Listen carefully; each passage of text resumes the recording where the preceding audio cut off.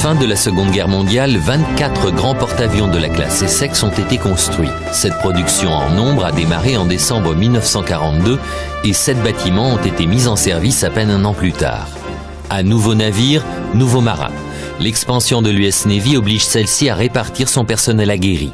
À peine à bord, l'équipage reçoit une formation intensive. Chaque matelot doit connaître parfaitement sa fonction et l'exécuter avec précision.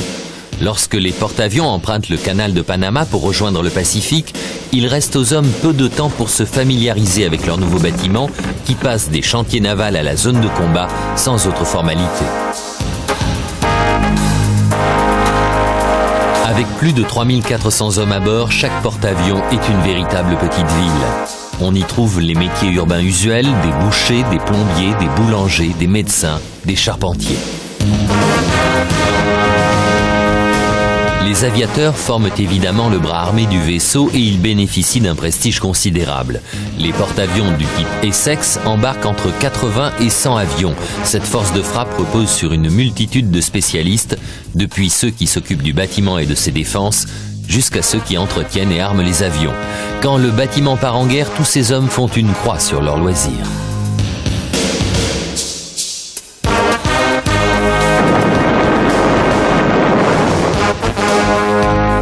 Un pilote de l'US Navy a dit un jour qu'un porte-avions ressemble à une allumette flottant au milieu d'une piscine lorsqu'on s'en approche pour apponter.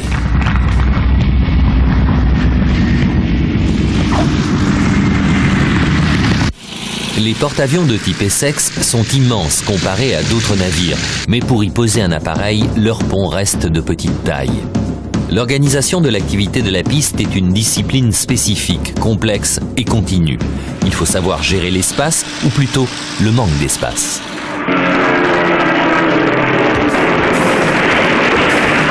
Sur ce petit aérodrome très encombré, les appareils de retour du combat sont souvent endommagés et s'écrasent, faute de pouvoir apponter.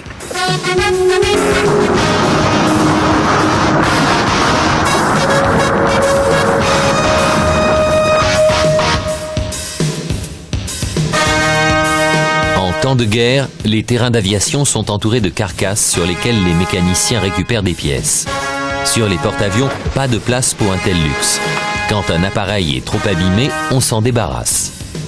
Il est remplacé par un autre que l'on remonte du stock et que l'on assemble dans le hangar. Dans tous les cas, un avion en mauvais état est une perte d'espace.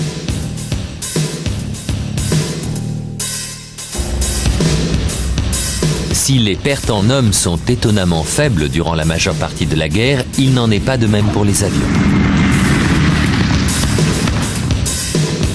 L'US Navy n'a de cesse de recruter et de former du personnel pour soulager, renforcer et remplacer les troupes au combat. Ainsi, fin 1942, ce sont plus de 30 000 pilotes entraînés qui rejoignent l'US Navy. En revanche, la marine japonaise ne dispose en 1941 que d'un maximum de 3500 pilotes aguerris et n'est plus en mesure d'égaler en quantité et en qualité les pilotes américains.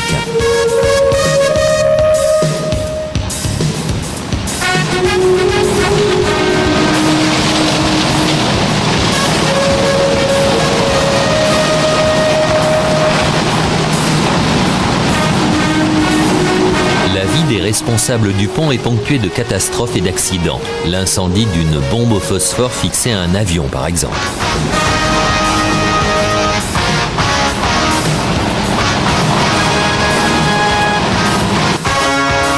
Aux incidents survenus au combat viennent s'ajouter les accidents banals, comme les avions qui ratent les brins d'arrêt et finissent dans la barrière, ou ceux dont un pneu éclate à l'appontage.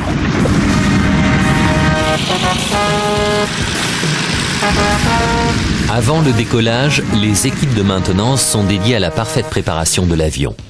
Les mitrailleuses doivent être en état de marche, les bombes correctement accrochées, les moteurs doivent tourner bien rond et l'appareil doit être parfaitement nettoyé pour fournir le moindre kilomètre supplémentaire qui sauvera peut-être le pilote en cas de difficulté au combat.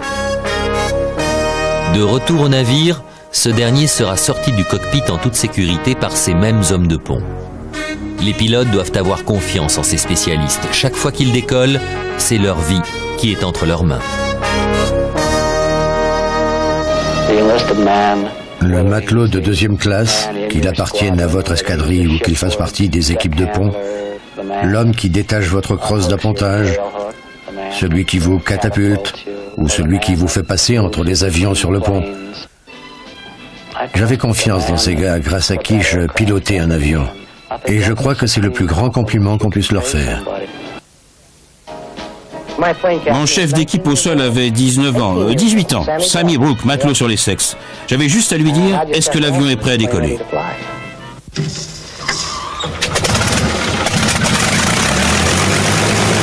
L'expérience des combats confirme l'importance des porte-avions. Mais elle démontre aussi qu'un puissant porte-avions d'attaque peut être trop gros ou inapproprié dans de nombreuses situations. On réclame de tels bâtiments en grand nombre, mais il n'est évidemment pas nécessaire ni économique de construire une flotte gigantesque de gros porte-avions de la classe Essex.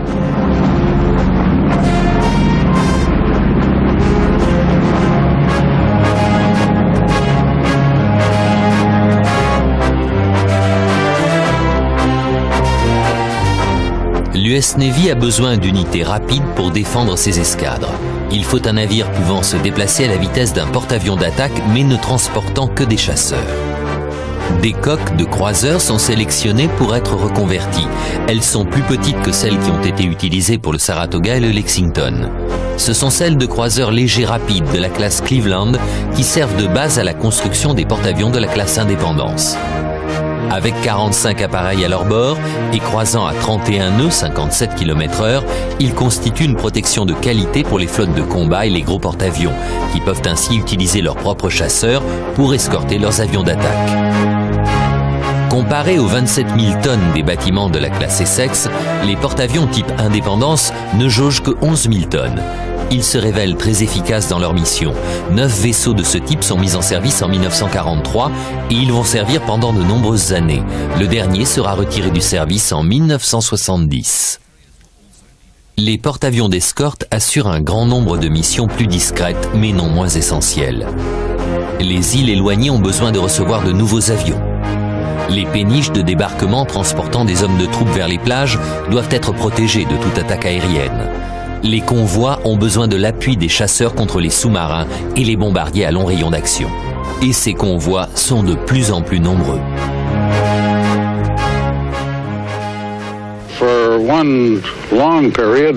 À un certain moment, nous perdions un demi-million de tonnes de cargaison par mois. En tout, nous avons perdu plusieurs milliers de navires. Les avions basés à terre que nous utilisions au début de la guerre n'avaient pas une autonomie suffisante pour couvrir tout l'Atlantique Nord. Il y avait ce qu'on appelait un trou au milieu de l'Atlantique. C'est alors que nos CVE sont arrivés. Et ils ont comblé ce trou. Quand ils sont apparus, ils ont anéanti les flottes de sous-marins.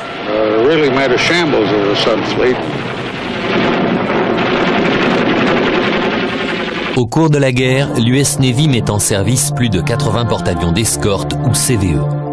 D'autres sont construits pour les Britanniques et les Alliés. On les surnomme porte-avions de poche ou Jeep Carriers. Ils se montrent extrêmement efficaces partout où on les envoie. Les premiers sont des cargos reconvertis. Mais très vite, on met en chantier des coques de porte-avions d'escorte sur le modèle des cargos destinés à transporter rapidement des avions. Les chantiers navals américains vont ainsi fournir 7 types différents de porte-avions d'escorte qui déplacent tous environ 8000 tonnes, ont une vitesse limitée à 20 nœuds, 37 km/h et embarquent une trentaine d'avions. Lors de l'attaque japonaise sur Pearl Harbor, les 2 porte-avions américains basés au port sont en mer pour convoyer des avions. Le Lexington est à près de 2000 km, livrant des bombardiers en piqué aux Marines de Midway, tandis que l'Enterprise vient de déposer une douzaine de Grumman Wildcat à Wake. Certes, ces missions évitent la destruction des 2 bâtiments, mais en temps de guerre, un tel usage tient plus du gaspillage de leurs capacités offensives.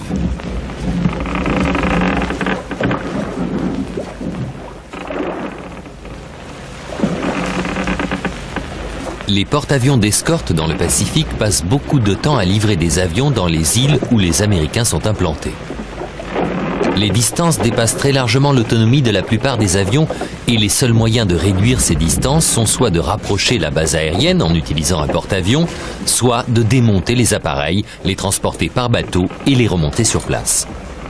Cette dernière méthode est irréalisable en temps de guerre où l'arrivée d'avions en état de marche, prêts au combat, est préférable. Alors que des convois se préparent à prendre le large pour l'invasion des Mariannes, des escadrilles de P-47 de l'Army Air Force sont chargées à bord de porte-avions de la classe Casablanca.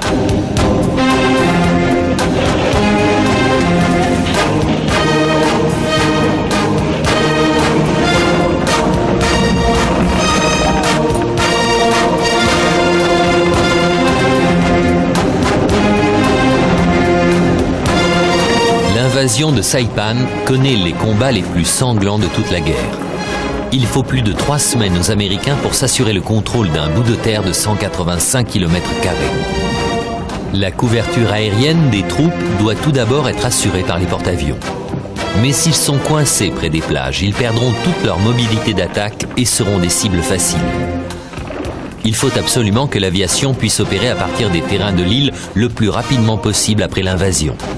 C'est là que les P-47 embarqués sur les 2 porte-avions d'escorte entrent en jeu. Ils doivent se poser à Saipan dès que les troupes auront pris possession des terrains d'aviation et les auront remis en état. Dès lors, les gros porte-avions seront libérés et pourront accomplir d'autres missions plus appropriées. Pour les invasions suivantes, des groupes de porte-avions d'escorte fourniront eux-mêmes l'appui aérien pendant les débarquements.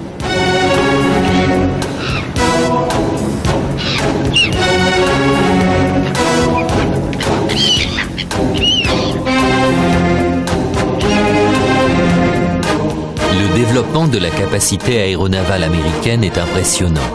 En 1941, l'US Navy dispose de 7 porte-avions, 6 d'attaque et 1 d'escorte plus expérimental qu'opérationnel.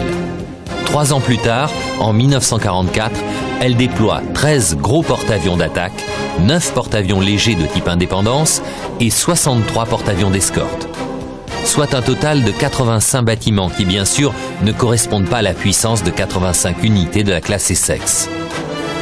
Pourtant, l'existence des porte-avions d'escorte signifie que 22 porte-avions rapides peuvent attaquer en formation. Sans eux, la puissance de la flotte aurait été divisée en 2, les navires à mission active et les navires à mission passive assurant la protection des convois. En quelque sorte, ils multiplient la puissance de frappe avec rapidité et à moindre coût.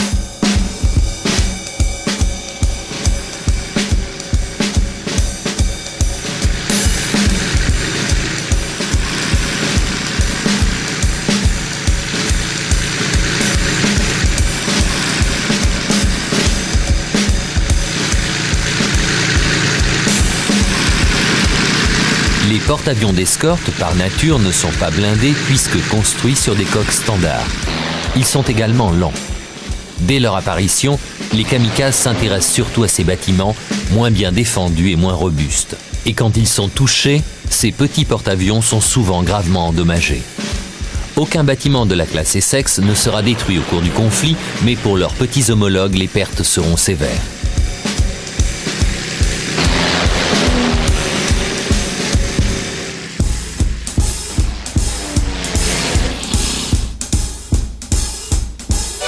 C'est dans l'Atlantique que les porte-avions d'escorte s'avèrent les plus efficaces. Ils sont au premier plan de la lutte contre les sous-marins allemands.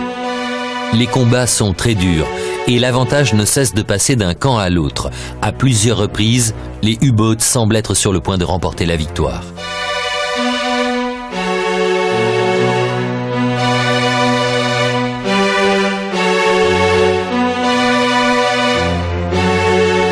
L'entrée en action des porte-avions d'escorte a pour effet immédiat de mettre fin aux activités des bombardiers Condor à long rayon d'action de la Luftwaffe qui attaquent les convois hors de la portée des chasseurs basés sur les îles britanniques. Les appareils allemands sont non seulement très efficaces dans leurs raids de bombardement et de mitraillage des convois, mais complètent avantageusement l'action des sous-marins dont l'élimination est des plus délicates.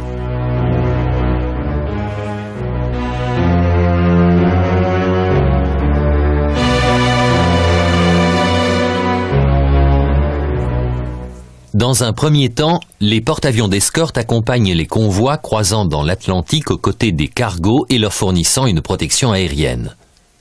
Leur rôle est alors purement défensif, mais ils parviennent également à paralyser l'activité des bombardiers allemands à long rayon d'action, tout en rendant la tâche des U-boats difficile, ceux-ci devant passer plus de temps en immersion. Les offensives contre les U-boats sont assurées par les destroyers et les frégates.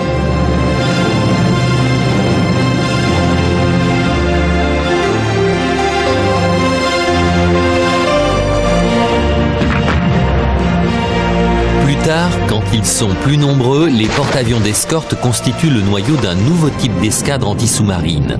Un groupe de destroyers déployés en cercle autour d'un petit porte-avions. Cette combinaison va mettre définitivement fin à l'offensive des sous-marins allemands. Désormais, seuls ou en meute, les U-boats sont constamment attaqués ou interceptés par air. S'ils voient apparaître les avions de l'aéronavale, ils savent que les destroyers ne sont pas loin.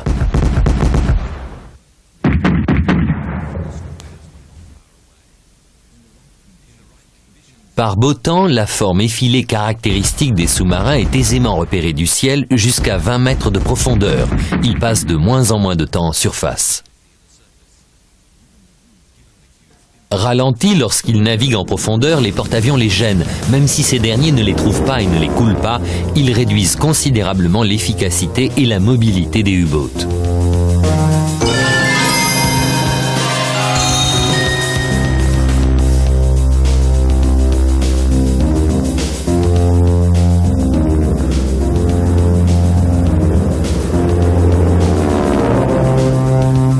En mai 1944, le porte-avions d'escorte Guadalcanal est au centre d'un groupe de lutte anti-sous-marine qui va, lors d'une patrouille, réaliser un des exploits les plus spectaculaires de la guerre.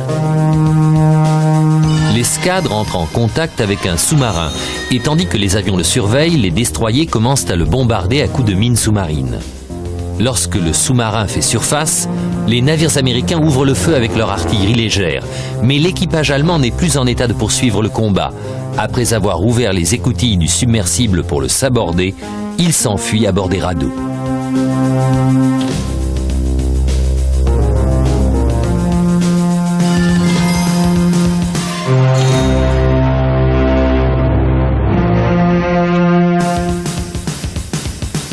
Mais les Américains ont déjà lancé des équipes d'abordage et montent à bord du sous-marin juste à temps pour fermer les écoutilles et l'empêcher de couler. Ils ne parviennent pas à faire fonctionner les pompes pour évacuer l'eau qui envahit la coque.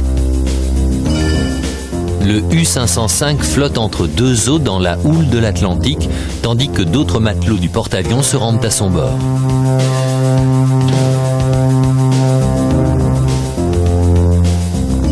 Ayant capturé un sous-marin, ils ne veulent surtout pas voir leur proie leur échapper. Mais ils ont de grandes difficultés à reprendre le contrôle de la machine.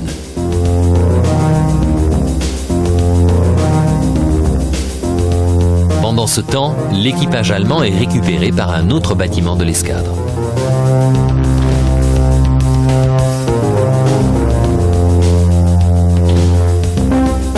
Pendant les mois intenses de la bataille de l'Atlantique, les quelques porte-avions d'escorte disponibles accompagnent les convois.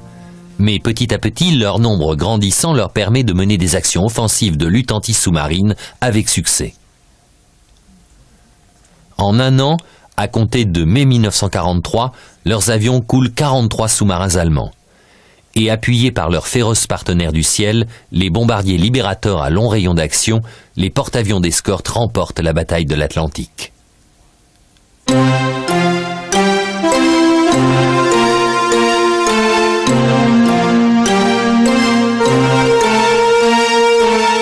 Alors que les gros porte-avions d'attaque vont rester en service pendant de longues années après la guerre, la plupart des porte-avions légers d'escorte sont mis au rebut dès la fin de la Seconde Guerre mondiale. Les plus simples ne sont que des cargos reconvertis, embarquant seulement 4 avions, mais transportant des marchandises. Ceux-ci peuvent aisément reprendre un rôle plus paisible de navires marchands. En revanche, les bâtiments spécialement construits comme porte-avions d'escorte requièrent des transformations plus coûteuses que leur valeur, et la plupart disparaissent aussi vite qu'ils étaient apparus.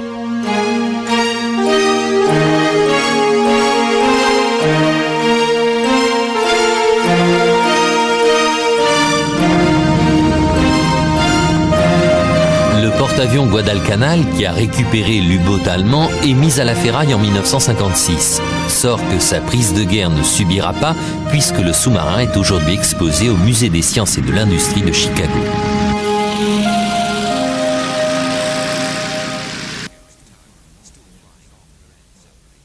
L'exploit du Guadalcanal s'emparant de l'U-505 n'est qu'une anecdote dans cette guerre. Et l'action des petits porte-avions est finalement assez discrète comparée aux glorieuses épopées des grands porte-avions d'attaque sur des centaines de kilomètres en plein océan. Les porte-avions d'escorte ont accompli des tâches moins prestigieuses, mais leur contribution à l'effort de guerre fut néanmoins énorme. Les missions qu'ils durent accomplir étaient essentielles et furent menées à la perfection.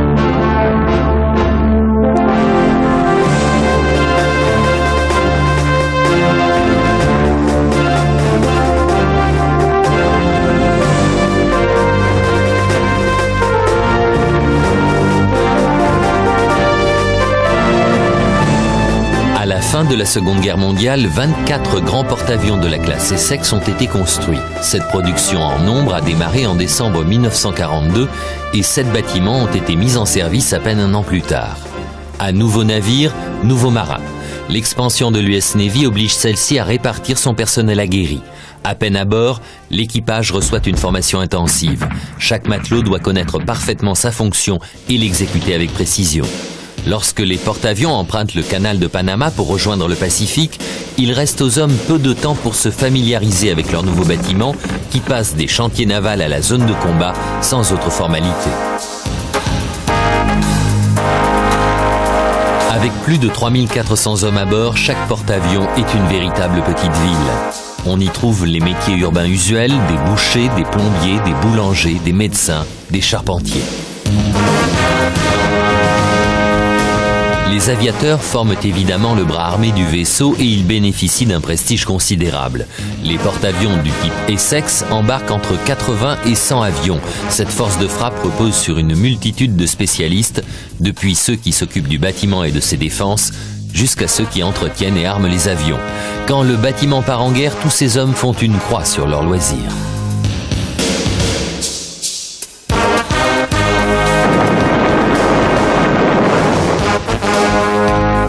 Un pilote de l'US Navy a dit un jour qu'un porte-avions ressemble à une allumette flottant au milieu d'une piscine lorsqu'on s'en approche pour apponter.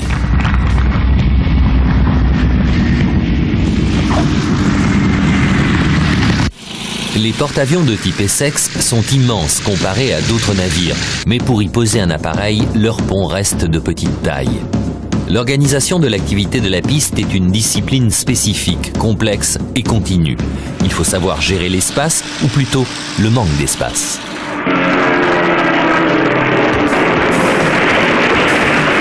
Sur ce petit aérodrome très encombré, les appareils de retour du combat sont souvent endommagés et s'écrasent, faute de pouvoir apponter.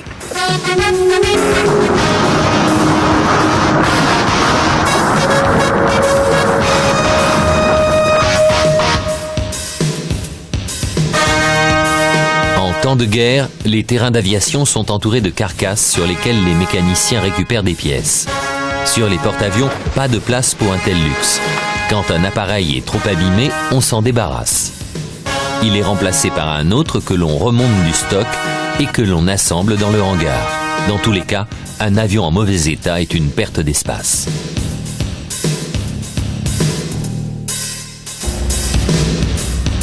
Si les pertes en hommes sont étonnamment faibles durant la majeure partie de la guerre, il n'en est pas de même pour les avions. L'US Navy n'a de cesse de recruter et de former du personnel pour soulager, renforcer et remplacer les troupes au combat. Ainsi, fin 1942, ce sont plus de 30 000 pilotes entraînés qui rejoignent l'US Navy. En revanche, la marine japonaise ne dispose en 1941 que d'un maximum de 3500 pilotes aguerris et n'est plus en mesure d'égaler en quantité et en qualité les pilotes américains.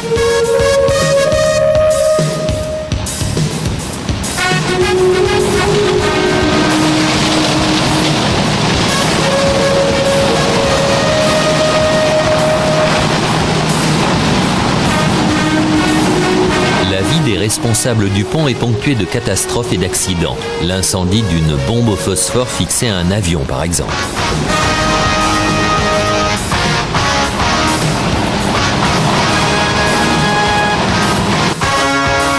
Aux incidents survenus au combat viennent s'ajouter les accidents banals, comme les avions qui ratent les brins d'arrêt et finissent dans la barrière, ou ceux dont un pneu éclate à l'appontage.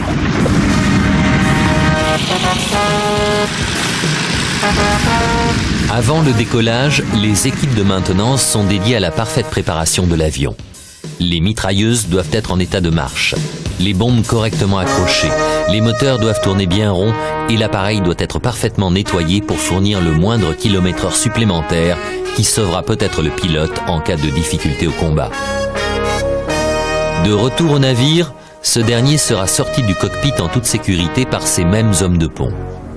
Les pilotes doivent avoir confiance en ces spécialistes chaque fois qu'ils décollent, qui peuvent ainsi utiliser leurs propres chasseurs pour escorter leurs avions d'attaque. Comparés aux 27 000 tonnes des bâtiments de la classe Essex, les porte-avions type Indépendance ne jaugent que 11 000 tonnes. Ils se révèlent très efficaces dans leur mission. 9 vaisseaux de ce type sont mis en service en 1943 et ils vont servir pendant de nombreuses années. Le dernier sera retiré du service en 1970. Les porte-avions d'escorte assurent un grand nombre de missions plus discrètes, mais non moins essentielles. Les îles éloignées ont besoin de recevoir de nouveaux avions. Les péniches de débarquement transportant des hommes de troupes vers les plages doivent être protégées de toute attaque aérienne. Les convois ont besoin de l'appui des chasseurs contre les sous-marins et les bombardiers à long rayon d'action. Et ces convois sont de plus en plus nombreux.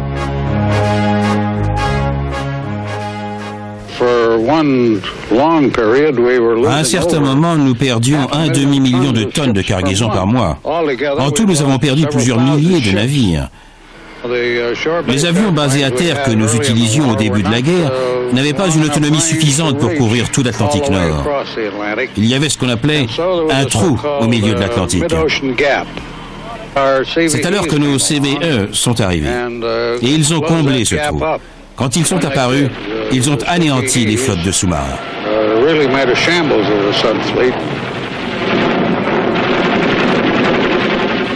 Au cours de la guerre, l'US Navy met en service plus de 80 porte-avions d'escorte ou CVE. D'autres sont construits pour les Britanniques et les Alliés. On les surnomme porte-avions de poche ou Jeep Carriers.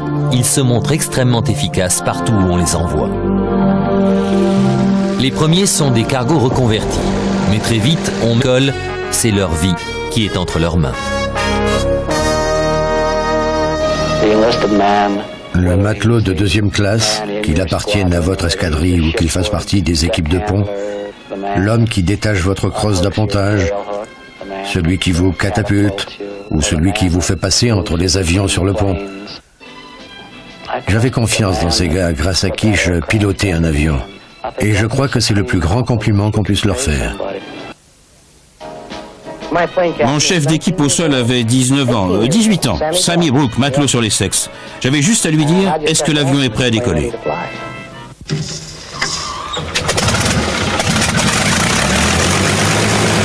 L'expérience des combats confirme l'importance des porte-avions. Mais elle démontre aussi qu'un puissant porte-avions d'attaque peut être trop gros ou inapproprié dans de nombreuses situations. On réclame de tels bâtiments en grand nombre, mais il n'est évidemment pas nécessaire ni économique de construire une flotte gigantesque de gros porte-avions de la classe Essex.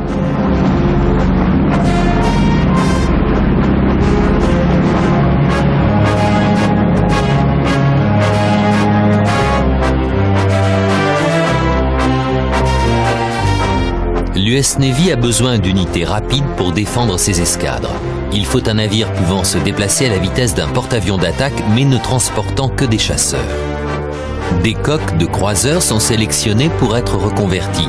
Elles sont plus petites que celles qui ont été utilisées pour le Saratoga et le Lexington. Ce sont celles de croiseurs légers rapides de la classe Cleveland qui servent de base à la construction des porte-avions de la classe Indépendance. Avec 45 appareils à leur bord et croisant à 31 nœuds, 57 km/h, ils constituent une protection de qualité pour les flottes de combat et les gros porte-avions.